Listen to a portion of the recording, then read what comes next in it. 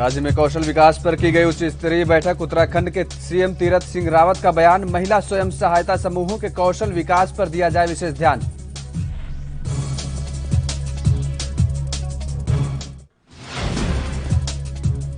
हरिद्वार में संपन्न हुआ शाही स्नान, आसमान में हुई अनोखी घटना, लोगों ने फोन में किए कैद।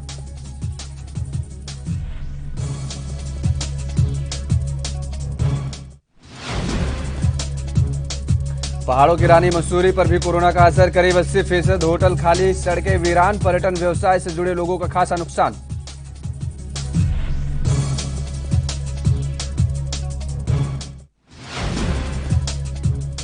कोरोना की चपेट में आए पर्यटन सचिव दिलीप जावलकर, खुद को किया आइसोलेट, केंद्रीय अकादमी के 5 और अधिकारी संक्रमित।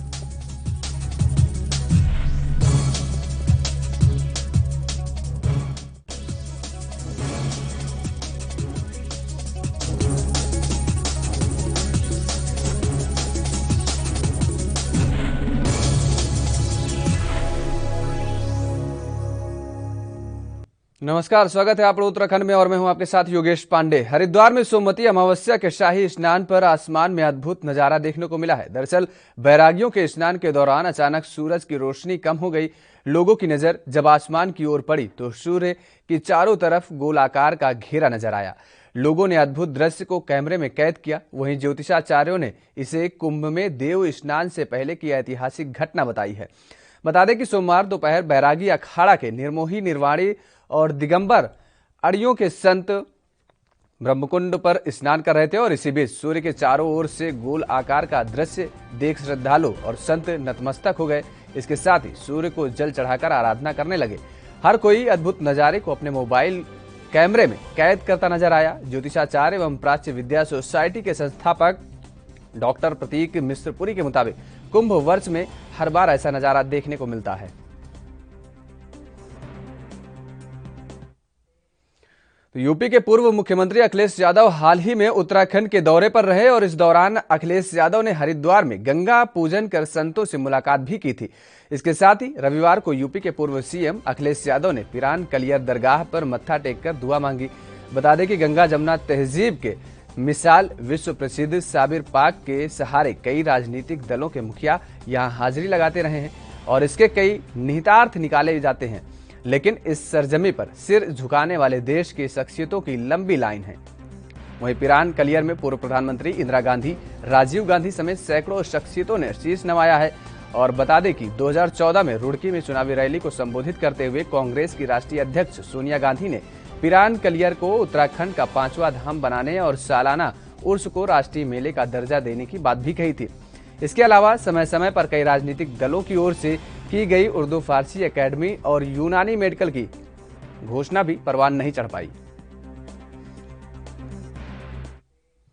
तो उत्तराखंड में कोरोना का कहर बढ़ता चला जा रहा है। पहले सीएम तीरथ सिंह रावत कोरोना की चपेट में आए थे, वहीं अब उत्तराखंड पर्यटन सचिव दिलीप जावलकर भी कोरोना संक्रमण की चपेट में आ गए हैं।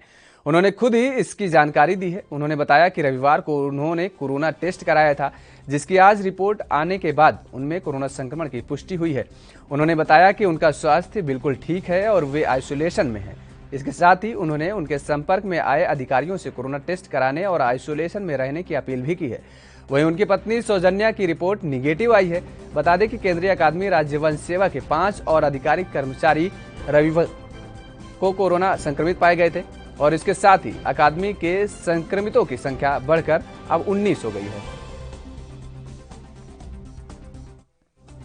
उत्तराखंड के कैबिनेट मंत्री काशीपुर दौरे पर हैं, जहां बीजेपी कार्यकर्ताओं ने बंशीधर भगत का फूलमालाओं से जोरदार स्वागत किया। इस पार्टी पदाधिकारियों और कार्यकर्ताओं से मुलाकात के बाद काशीपुर मीडिया सेंटर में पत्रकारों से बातचीत में बंशीधर भगत ने कहा कि मंत्रालय संभालने के बाद जब वो क्षेत्र के भ्रमण पर आए तो उन्हें किसानों की कई समस्याएं मालूम हुई हैं, जिसमें मुख्य रूप से उधम सिंह नगर जिले में 1,10,000 कुंतल धान सरकारी केंद्रों पर बिक तो गया, लेकिन उसकी जानकारी पोर्टल पर नहीं चढ़ने से उन्हें भुगतान नहीं हुआ और इस मामले में उन्होंने आदेश दिए हैं कि किसानों का भुगतान निर्धारित अवधि में किया जाए। बंशीधर भगत ने कहा कि उन्होंने मुख्यमंत्री तीरथ सिंह रावत को अवगत भी कराया है कि किसान भुखमरी के कगार पर हैं।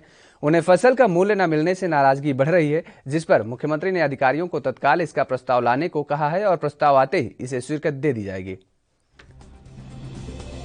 मैंने गेहूं की खरीद में, पेमेंट में किसी प्रकार को किसान को प्रताड़ित किए जाने वाले व्यक्ति के खिलाफ एफआईआर होगी, ये बात कही। एफआईआर सबकी नहीं करनी। जो इस तरह की हरकत करेगा कि किसान को गेहूं तुलाई में परेशान करेगा, उसकी ट्रॉली को रोकेगा या किसी प्रकार की कोई उसको प्रताड़ना करेगा, या पेमेंट अधिकतम 10 दिन की लिमिट रखिए, कुछ दिन के अंदर नहीं करेगा, तो उसके खिलाफ या फिर वो पेमेंट के मामले में सरकार पर आरोप लगाएगा कि सरकार।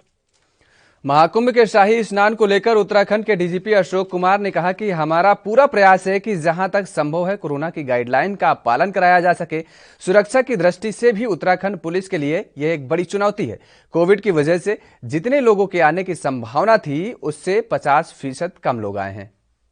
चुनौती रहा है पूरे देश के लिए, और जो जहाँ पे चारों जगह पे होता है वहाँ की पुलिस के लिए।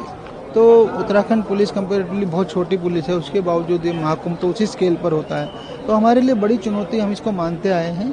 और जो आज का दिन था सोमवती अमावस्या, इसको हम इस महाकुंभ का दूसरा सबसे बड़ा स्नान मान के चल रहे थे। तो यद्यपि कोरोना की वजह से थोड़ा भीड़ कम हुई है, किंतु भीड़ प्रबंधन, यातायात प्रबंधन और जुलूस और अखाड़ों का आपसी जो है तालमेल बैठाना और उनके शाही स्नान का प्रबंधन करना, ये सब हमारी चुनौतियां हैं। साथ साथ कोविड भी नई चुनौती जुड़ गई है।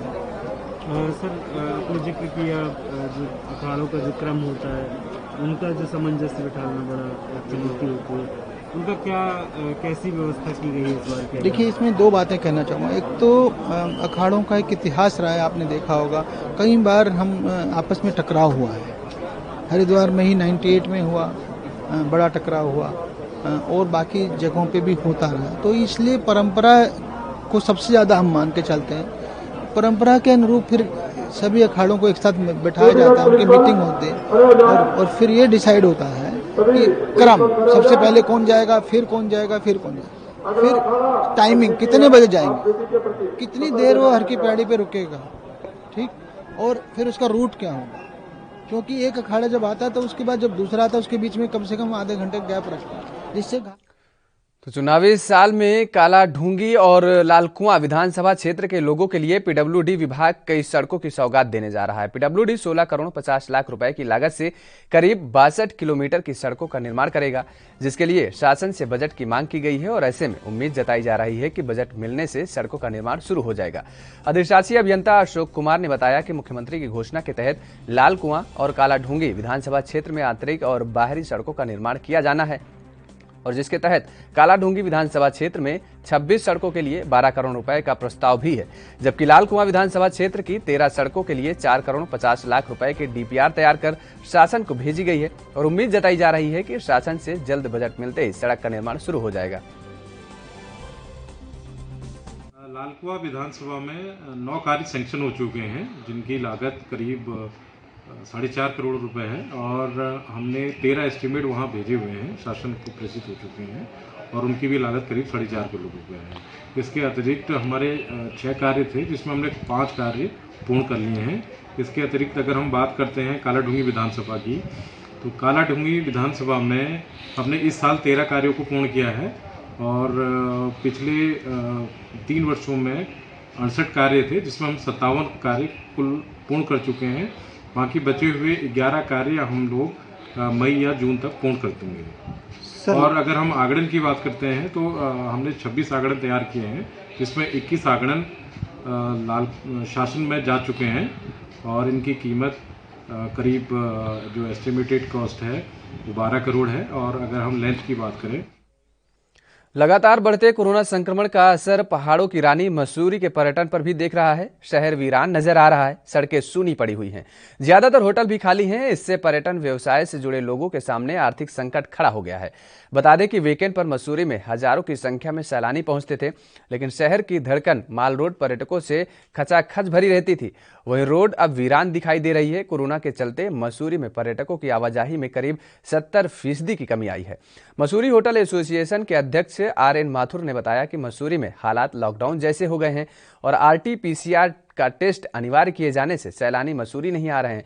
सैलानी एंटीजन रैपिड टेस्ट कर रहे हैं, लेकिन सरकार उसे नहीं मान रही है। इसका खामियाजा अब पर्यटन व्यवसाय से जुड़े लोगों को उठाना पड़ रहा है।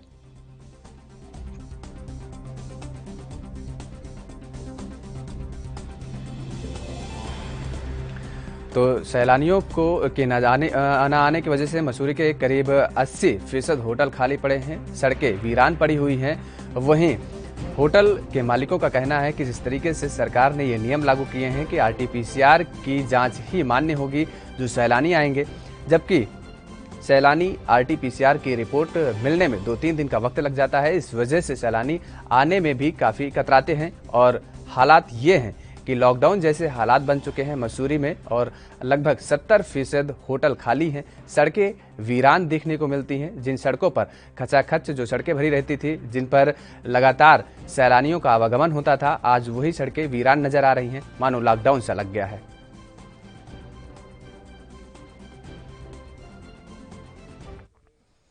तो चंपावत जिले में वनाग्नि की रोकथाम के लिए NDRF टीम की तैनाती की गई है और 21 सदस्यीय ये दल जिला मुख्यालय के पुलिस लाइन में तैनात हैं, जो संबंधित रेंज में आग की घटनाओं पर काबू पाने के लिए कार्य करेगा।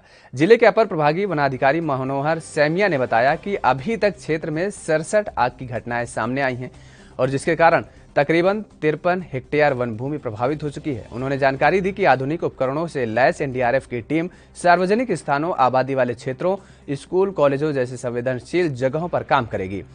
इस कार्य में अग्निशमन कर्मचारियों और फायर वर्कर्स की भी मदद ली जा रही है। वहीं वन विभाग के अनुसार पिछले अक्टूबर से अब तक प्रदेश में 2594 हेक्टेयर से ज्यादा का क्षेत्र वनाग्नि से प्रभावित हुआ है।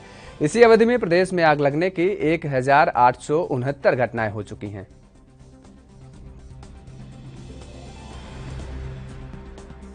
ऐसी घटनाएं घटी हैं अग्नि की, और जिसमें 53 हेक्टेयर के करीब हमारे सारे रिजर्व फॉरेस्ट और सिविल फॉरेस्ट वन बच्चा लगा के 53 हेक्टेयर एरिया जो है प्रभावित हुआ है।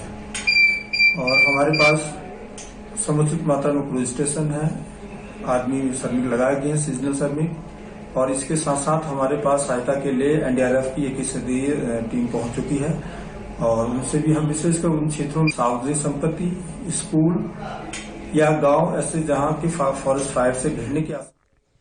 वहीं जानकारों की माने तो प्रदेश में वनाग्नि की घटनाओं में बढ़ोतरी के एक खास वजह काफी समय में बारिश नहीं होना भी माना जा रहा है। मौसम वैज्ञानिक रोहित थपालियाल ने जानकारी दी कि प्रदेश में जनवरी से अब तक सामान्य से कम बारिश हुई है, जिससे आग लगने की घटनाओं में वृद्धि हुई है। और वहीं उन्होंने बताया कि 16 और 17 अप्रैल को पहाड़ी क्षेत्रों में बारिश होने के आसार हैं और अगर बारिश होती है तो जंगलों की आग को रोकने में काफी मदद मिलेगी।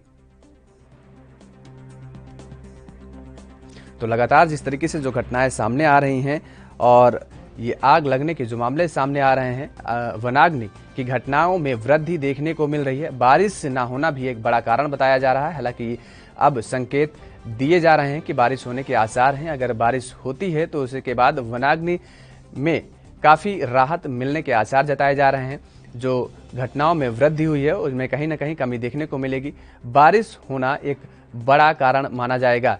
इन वनाग्नि के जो घटनाएं में जो वृद्धि हो रही है उनमें जो कमी होगी। देखेंगे जो जनवरी से लेकर के फरवरी मार्च में खास करके कम वर्षा हुई है, सामान्य से कम हुई है। और मार्च में जो है डिपार्चर जो है -80% के आसपास रहा है। फरवरी में भी जो है डिपार्चर -70% जो सामान्य से -70% के आसपास कम हुई वर्षा हुई थी। तो इस साल जो है वर्षा तो कम हो रही है खैर उत्तराखंड। देखिए अभी तो जो एक्टिविटी अंदर के जो डिस्ट्रिक्ट्स में उनमें तो काफ़ी चलती रहती है, हायर रीचेज में रहती है। लेकिन जो 16-17 तारीख में देखिए अभी थोड़ा पीरियड है, उसको हम मॉनिटर कर रहे हैं। तो उसमें अगर रेनफॉल अच्छी मिल जाती तो उससे। कारबेट पार्क प्रशासन इन दिनों जंगल के अंदर ही जानवरों को पानी उपलब्ध कराने के लिए वाटर हाल बनाने का कार्य कर रहा है, जिससे गर्मी बढ़ने पर जानवरों को पानी पीने के लिए भटकना न पड़े। कारबेट उप निदेशक कल्याणी ने जानकारी दी है कि वाटर हाल कच्चे और पक्के 2 तरह से बनाए जा रहे हैं। बता दें कि कच्चे वाटर हाल प्राकृतिक रूप से चार्ज होते हैं और पक्के वाटर हाल टैंकरों की मदद से भरा जा रहा है। उन्होंने बताया कि वाटर हाल की मदद से जहां एक और जानवर की ओर प्यास बुझ रही है तो वहीं दूसरी ओर जंगलों की आग को रोकने में भी काफी मदद मिलेगी। रिजर्व में जो गर्मियों में जानवरों के पानी की व्यवस्था के लिए जगह जगह में कच्चे और पक्के वाटर होल बने गए हैं और उन वाटर होल्स को कई जगह में पाइपलाइन से जोड़ा गया है और जहां पे पाइपलाइन नहीं पहुंचती है वहां पे टैंकर द्वारा समय समय पर पानी भरा जाता है। अग्नि से सुरक्षा हेतु हमारे पास टैंकर है, उन्हीं टैंकरों द्वारा वाटर होल्स को भी भरा जाता है। और देहरादून में आर्मी भर्ती के नाम पर 15 युवकों से करोड़ों की ठगी का मामला सामने आया है। ये सभी युवक हरियाणा के रहने वाले हैं और बता दें कि युवकों की भर्ती के नाम पर देश के अलग अलग राज्यों से बुलाया गया। इसके साथ ही उन्हें फर्जी ट्रेनिंग और फर्जी मेडिकल कराकर युवकों को झांसे में लिया गया। जब युवकों को आखिर में मायूसी हाथ लगी तो उन्होंने देहरादून प्रेमनगर थाने में शिकायत दर्ज कराई। युवकों ने बताया कि पिछले 12 दिनों से वो उत्तराखंड में हैं और यहां पर उन्हें ट्रेनिंग के लिए बुलाया गया था। युवकों की तहरीर पर पुलिस ने मामला दर्ज कर लिया है। प्रेमनगर एसओ ने बताया कि शिकायत पर मुकदमा दर्ज कर आरोपियों की गिरफ्तारी की कार्रवाई की जा रही है।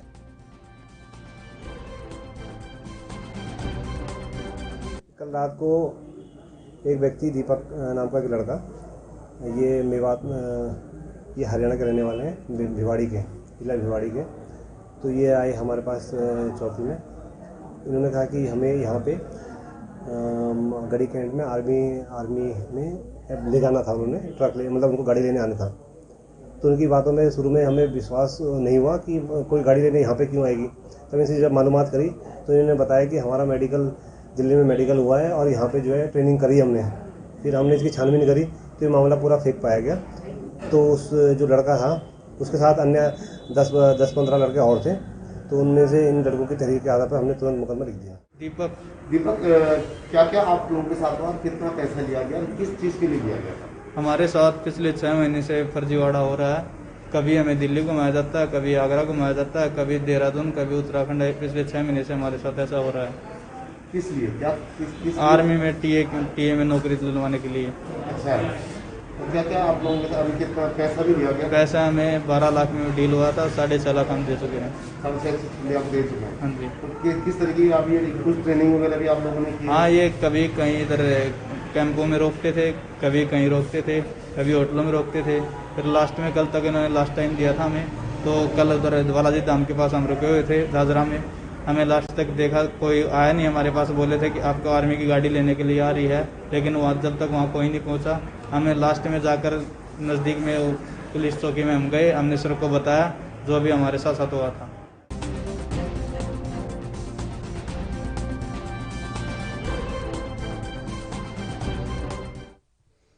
केंद्रीय विद्यालयों में नए सत्र 2021-22 के लिए पंजीकरण प्रारंभ हो गए हैं। पहली कक्षा के लिए ऑनलाइन पंजीकरण करवाना अनिवार्य है। वहीं दूसरी से ऊपर की कक्षाओं के लिए ऑनलाइन और ऑफलाइन दोनों तरीकों से पंजीकरण करवाया जा रहा है। बता दें कि प्रदेश भर के 47 केंद्रीय विद्यालयों में करीब 3200 सीटें हैं।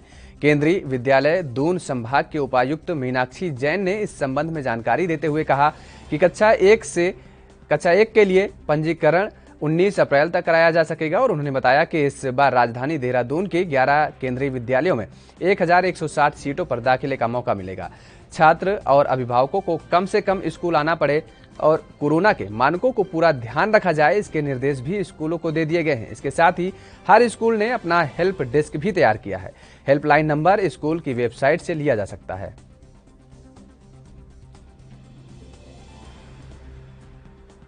हमारी प्रवेश प्रक्रिया सत्र 2021-22 की है, वो 1 अप्रैल से शुरू हो चुकी है।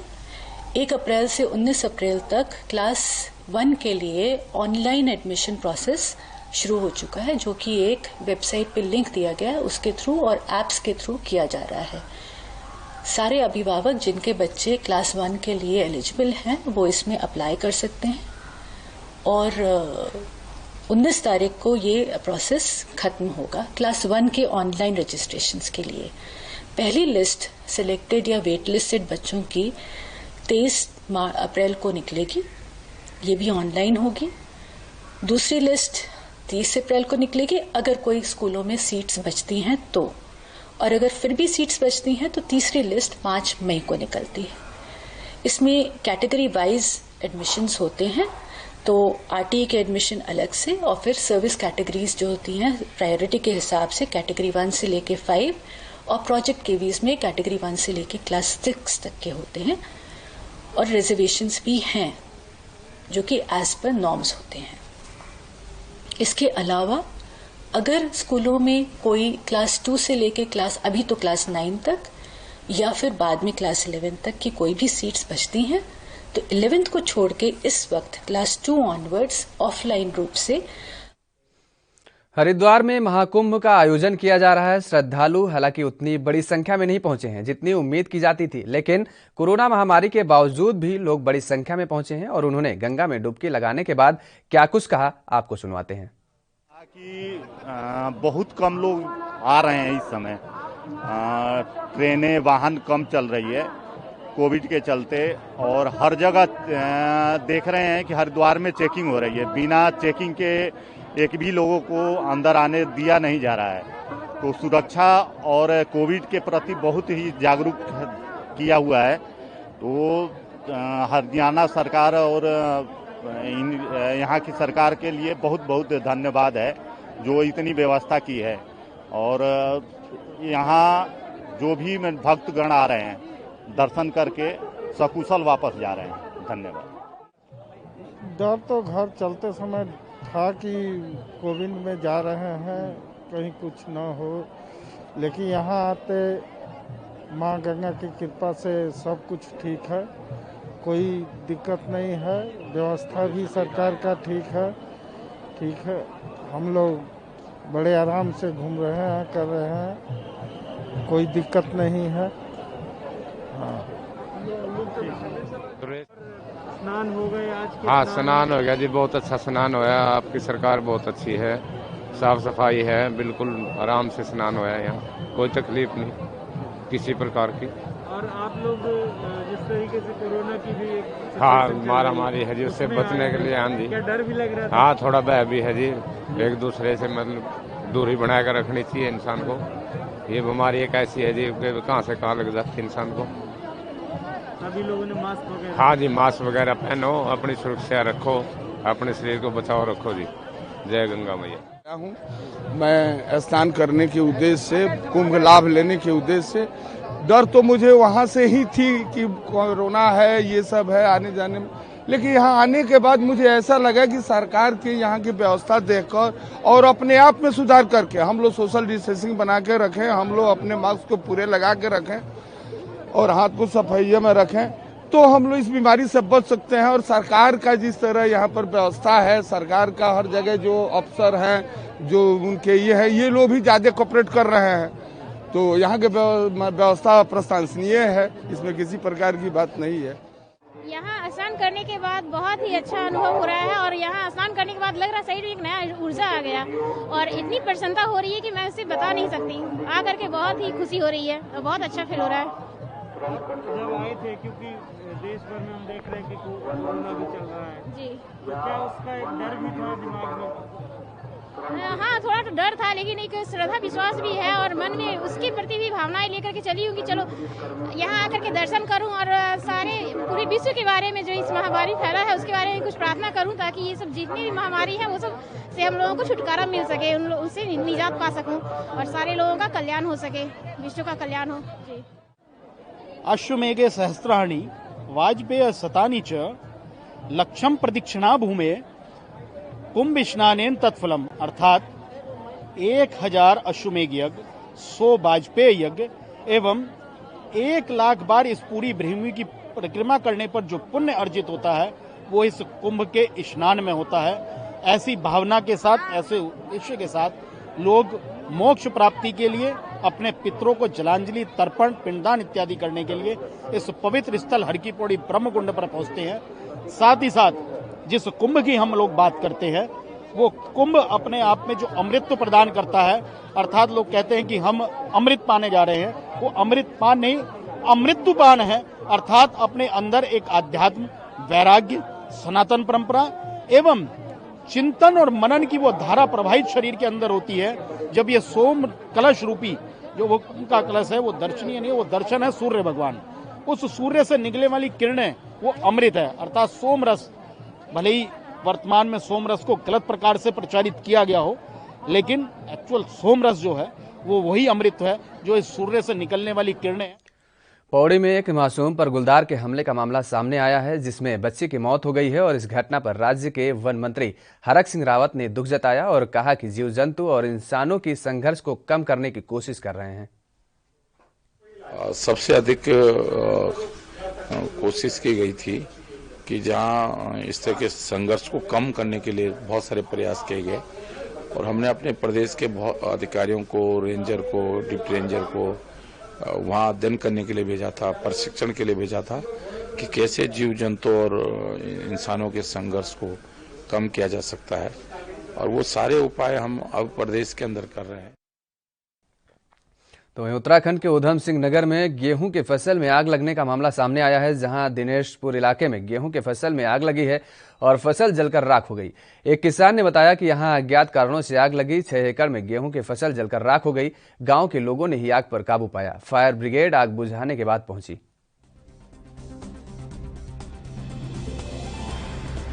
और ट्रैक्टर से जुताई करते हुए गेहूं का भी नुकसान हुआ है सर। क्या मांग कर रहे हैं सरकार? सर मांग तो पिछले बार भी हमारे ग्राम सभा में गांव में अमर सिंह के गेहूं जला था, 1.5 एकड़ गेहूं जला था, अभी तक उसको भी मुआवजा नहीं मिला।